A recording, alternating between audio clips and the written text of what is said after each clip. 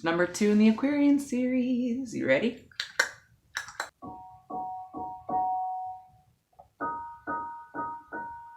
I need to speak to Alan Cumming. So if you could go to a local theater, write a poem, a sonnet. Whenever I see you, my first reaction is, oh, there's my friend Alan. But any type of art that you do, which is kind of one and the same if you ask me. Can't really separate artistry out of an artist. They go hand in hand and they feed each other. When I see you, I'm immediately transported to safe, happy places where I made realizations that you helped me realize.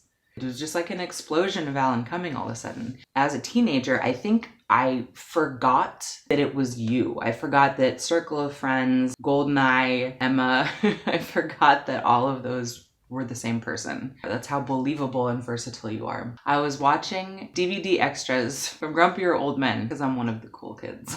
Walter Matthau explained that his first role on stage, he asked for feedback. Yeah, you just seemed like a garbage man, because his role was a garbage man. And that's how I feel about you. No matter how fantastical the situation or the character, you always just seem like that's who you are. And Plunkett and McLean is one of my favorite performances of yours. 3 to 5 scenes, 5 lines each, if that. But you do such an amazing job with like eyebrow acting, with nonverbal communication. Like you had a piercing in your eyebrow, if I remember correctly. And I remember being like, that's not period, but that works. Somehow Alan makes it work. Somehow I believe that back then in that time and place, your character had a piercing and it was totally fine. And people just accepted it about you. I think you were wearing a tri-corner hat, foppish and sexy, and kind of hinted at your sexuality. Next thing I know, you're on the cover of Out magazine, which I didn't even realize was a publication. Lived a very sheltered life out in the middle of nowhere. I'm sure you can relate. I didn't even know that was a thing. I did see your Conan O'Brien appearance though. You were the first bisexual actor that I saw that came out, made no bones about it, had no shame, because you've always owned who you are and you never really made a huge deal about it because it's just one facet of your personality. I think that's why so many people really respond to you and really resonate with everything that you do. I've heard you referred to as pansexual, which, same. That term and the kind of more finite terms of the LGBTQ community is only in recent years, I would say. When I was younger, I didn't know that pansexual was a term. I just knew I liked men, I liked women,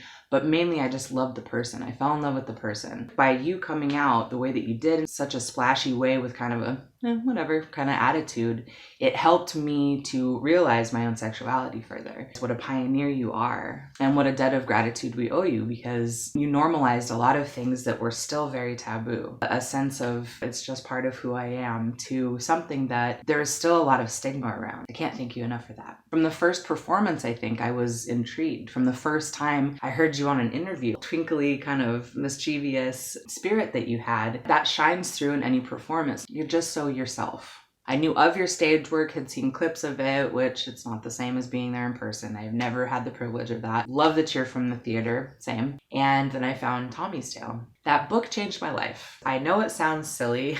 To really understand why and how it changed my life, I have to divulge that I had abuse when I was younger too. I don't like saying I'm a survivor of abuse. I very much align with your sentiments on that. It's something that will always be with me. But because of that, my idea of family and my idea of who I was always skewed with this kind of worthlessness filter. When I read Tommy's Tale, I realized that it's okay if I want a family. Want a family, but not the conventional white picket fence. All of the characters in Tommy's Tale, they rally around each other. They love each other so much. They take care of each other. I was brought to tears several times, not in the touching parts, but just, it was like relationship goals for me. Beautiful story. And it made me love you even more. I got an insight into maybe your own scope of being. There are parallels you can't deny. Your voice is so clear and strong as a writer, as a human. I have my copy right here.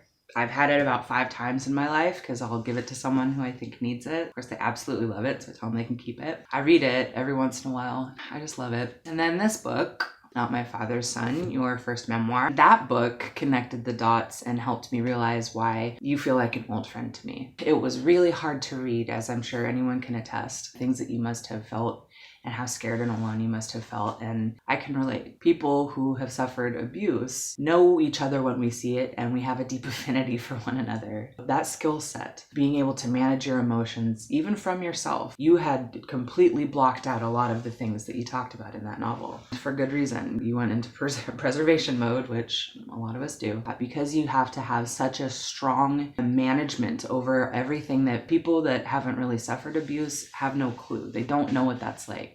When you see someone, see them performing, when you meet them on the street, when you just pass them on the street sometimes, you have that instant recognition that, oh, I don't have to do it with that person. I don't have to manage myself with that person, because our management of our emotions cancels each other out and we can just be ourselves, if that makes sense. And in that way, when I read Not My Father's Son, I then realized why I've had such a deep affinity for your work for so long. The strides that you've made for the causes that you have chosen to advocate for, all of those things resonate so deeply with people because you believe in an inclusive human experience for all of us. You speak about your life that way. I was having lunch with this fabulous Hollywood A-lister the other day, and so that was fun. It's never like that. It's always your human experience of something. That's why you have such a huge, varied cachet of things that you've worked on over the years. Stage, TV, film, novels. You do things because they challenge you. You do things because it's a frontier